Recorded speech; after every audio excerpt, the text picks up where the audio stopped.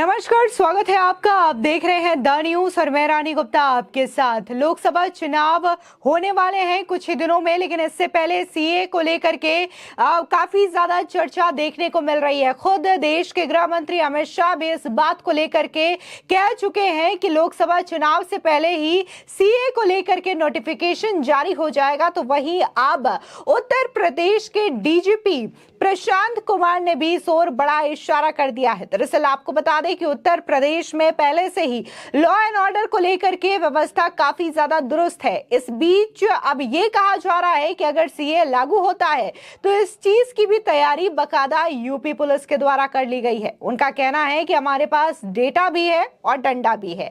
साथ ही इस दौरान उत्तर प्रदेश के डीजीपी ने ये समझाया कि कैसे पंजाब हो या फिर हरियाणा हो, वहां पर किसान आंदोलन को लेकर के लगातार अशांति देखने को मिल रही है, लेकिन उत्तर प्रदेश में ऐसी कोई भी तनाव की स्थिति नहीं है। आपको बता दें कि लोकसभा चुनाव से पहले उत्तर प्रदेश के लिए कानून व्यवस्था बनाए रखना एक बड़ी जिम्मेदारी है। और इस बीच यूपी पुलिस महानिदेशक प्रशांत कुमार ने कहा है कि प्रदेश की पुलिस पूरी तरीके से तैयार है। प्रदेश में कानून व्यवस्था बिगड़ने नहीं दी जाएगी। कानून व्यवस्था दुरुस्त रखने के लिए हमारे पास डंडा भी है और डेटाबेस भी।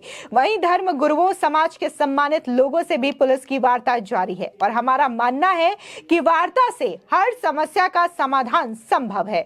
वहीं अपराधियों की संपत्ति की जब्ती पर डीजीपी ने कहा कि संपत्ति जब्त करने का कानून पुराना है, लेकिन उसका प्रभावी इस्तेमाल अब हो रहा है। आपको बता दें कि इस दौरान डीजीपी प्रशांत कुमार ने साफ तौर पर कहा है कि सीए में किसी भी नागरिकता नहीं जाएगी। साथ ही उन्होंने आगे बताया कि हमारी तैयारी हमारी ट्रेनिंग का ही पार्ट है। हम ट्रेनिंग में इतना पसीना बहा रहे हैं कि खून बहाने की नौबत नहीं आएगी। हमारी फील्ड फोर्स, हमारे उपकरण किसी भी स्थिति से निपटने के लिए पूरी तरीके से तैयार है। सभी संस्थाओं से हम सूचनाओं का आदान प्रदान कर रहे हैं।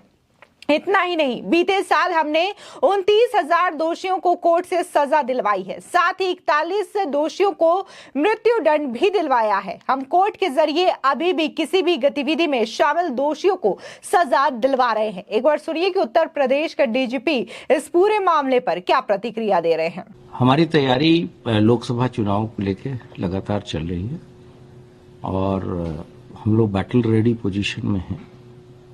और अगर इस तरह के कुछ नोटिफिकेशंस होते हैं तो कानून व्यवस्था बिगड़ने नहीं दी जाएगी।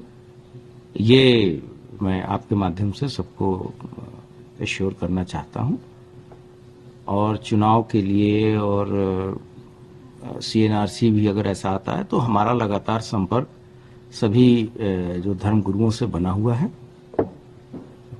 साथ ही साथ जो हमारे अपने संसाधन हैं, जैसे मैन पावर है हमारे और इक्विपमेंट्स हैं, जिसमें राइट ड्रिल के भी इक्विपमेंट शामिल हैं, इनको हम चुनाव के मद्देनजर भी अपडेट कर रहे हैं और प्रॉपर ट्रेनिंग दे के रख रहे हैं। और ऐसी कोई आकस्मिक स्थिति आती है तो जो वर्तमान में आपने देखा होगा कि प्रदेश में एक निवेश का माहौल है, लगातार ईज ऑफ डूइंग बिजनेस में रैंकिंग हमारी सुधर रही है, तो ऐसा कोई कृत्य नहीं करने दिया जाएगा जिससे कि प्रदेश की छवि पे कोई असर हो। हम कह सकते हैं सीए कानून अगर लागू होता है तो उत्तर प्रदेश पुलिस बल पूरी तरीके से तैयार है अपना डेटाबेस एंड पूरी एक्टिविटीज पुलिस बल के साथ। हम पूरी तरीके से तैयार हैं और हमारी फोर्स बैटल रेडी पोजीशन में है। अब हमारे पास अगर हम डाटा प्रोटेक्शन करते हैं तो हमारे पास वेपन भी है, हमारे पास डंडा भी है। आवश्यक होगा तो उसका विधिक उपयोग अवश्य किया जाएगा। इसके लिए धर्म गुरुओं वगैरह से भी आप लोग पुलिस बातचीत कर रही है? जी, लगातार हमारी चर्चा सभी स्टेक होल्डर्स हैं उनसे हो रही है, जिसमें विभिन्न धर्म गुरु भी हैं और उनके द्वारा भी लगातार चीजें अपील की जा रही हैं कि शांति व्यवस्था बनाए रखें और प्रदेश का माहौल खराब ना हो।